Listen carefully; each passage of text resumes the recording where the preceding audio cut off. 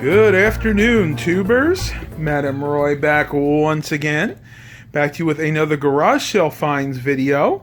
2 weeks in a row, right? Well, it has been gorgeous here in Southern Virginia, so I luckily was able to go to 3 more community sales. That's right, 3 last week and 3 this week, and boy, did I score big this week. So, without further ado, let's get started.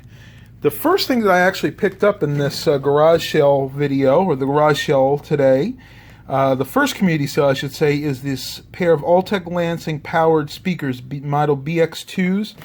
Got these for $5. I didn't chew them down because these speakers are literally brand new, sealed, well, were sealed in the box until I opened them, but you can see they still have all the shrink and bubble wrap on there. So I figured for $5, this was definitely a very, very good deal. Next, picked up this little Sanyo TV here. This is a 19-inch Sanyo. I don't know what model number yet. It is high definition. And if I look on the side here, you can see that it's definitely an older TV. It does not have HDMI. It has the coax cable, audio in, VGA in, and then your various composite and, of course, component cables for a high-definition TV. What I found kind of odd about it is when I looked here, if you look at the date, it says it's manufactured June of 2008. So at that point, I definitely would have expected most TVs to have an HDMI port, at least one. Just kind of odd this one didn't. I guess because it's a Sanyo. Maybe it's just because it's a cheaper TV. If you guys are curious about the model number, it's model DP19648. And I will let you know I paid $5 for this TV. I'm going to put that on the ground. Next, I got a few VCRs. As you guys know, I've told you that VCRs are making a comeback. And that is definitely something you want to pick up if you see them at garage sales, especially if they're both stereo VCRs, which both of these are. And I paid a total of $5 a piece for these. The first one is a Sony here, model number SLV-N51. This one did come with the original remote. You can see that right there. And it is the correct remote. I double checked on that. Next was this JVC model. Let me see if I got a model on here. HRVP646U. Now this one, oddly enough, did not come with a remote, but it did come with the original owner's manual. And I did ask the people for the remotes. Unfortunately, they didn't have them. They got lost. You know, most of them, the excuses, they got lost during a move. But interestingly enough, like I said, this came with the original user manual. Apparently this particular VCR was manufactured in 1997. Just by looking at it, I would have guessed it was a little newer than that, but hey, you know what? That just means it's going to be a better quality unit. Next, I picked up this Pioneer receiver. This is a multi-channel receiver model VSX-D711. I have not read up anything about this yet. I haven't had a chance. I gave $5 for this untested. I did plug it in when I got home, and the protection cap seemed to be working, and it does turn on. Other than that, I have not done any further testing with it. Has this little cool flip-down door, which I thought was kind of neat, where you have the rest of your controls there.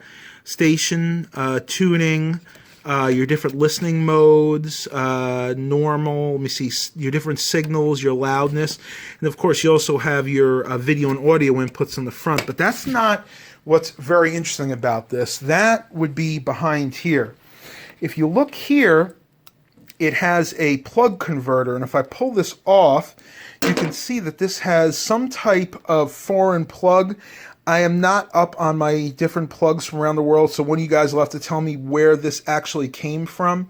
I can tell you it's not a British plug. It might be some other type of European or some other type of world plug, but it does have the switch so you can control the voltage, and I did double check before I tested it to make sure it was switched to 110 volts and not at the 240 or 220 volts, because if that was the case, there would have been a loud pop and a lot of smoke coming out of this thing. And it was manufactured in August of 2002. Next, at the same sale that I picked up that Sanyo TV, I picked up this Insignia 24-inch LCD TV. Again, no remote, but they sold these to me for $5 a piece. I'm going to go back here and show you some of the specs. This TV was, let's see if it gives me a date of manufacturer. It does not give me a manufacturing date. Wait a minute. It probably did, but it looks like somebody scraped it off. And I have tested it. This TV does indeed work. And if I go down here, you can see some of the inputs. You got USB, 2 HDMI, VGA, PC audio in. Then you have your digital output for connecting digital audio out to something like a receiver.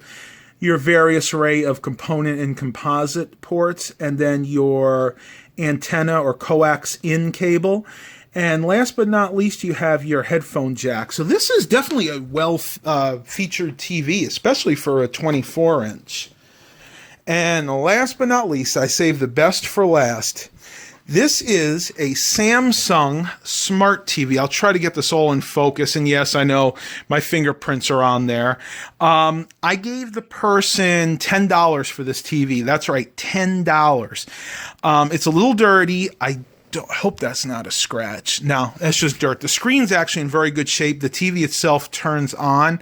But again, without the remote, unfortunately, it's kind of useless. So I'll have to go online and try to find a remote for this. But it is a 32-inch Samsung Smart TV. Let me see if I could turn this around. Very, very light. Model number... where it is, UN32J4500AF, manufactured in, wow, 2016. April 2016. This TV is 2 years old, and that is it. And you can already tell it's a smart TV. At least I could tell it was a smart TV right off the bat because I saw the LAN connector there. On top of that, you have the digital optical out. This is not just coax. This is actually optical out. 2 HDMI inputs right there. Your component and composite inputs there. And then on the side, you have a USB input, probably for something like a flash drive or a service update. And then you have one lowly coax in on the bottom there.